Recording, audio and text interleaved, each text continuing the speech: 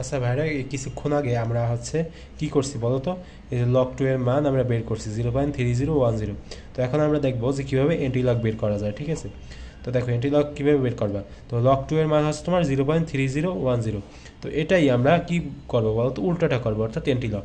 তো দেখো কী করবা, এই যে এই বাটনটায় প্রেস করবা, ঠিকভাবে দেখো, একবারে খুব ভালোভাবে খেয়াল করে দেখো, এই বাটনটায় প্রেস করবা। প্রেস করার পরে এখানের বেস দেবা কি বলো তো, 10। তো এই যে 10 দিলা।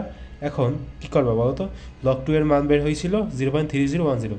তো এই যে 0.3010 না, এটাই এখন এখানে উঠিয়ে দেবো, এই যে পাওয়ারে 0.3010। তো উঠিয়ে দিলে এখন দেখো কত আসে, 1.99, যেটা তোমার 2 এর সমান, অর্থাৎ এই যে 2 আর এই যে মান এগুলো প্রায় সেমই, অর্থাৎ 2, ঠিক আছে। তো এরকমভাবে তোমরা এন্ট্রি লগ আনতে পারবা।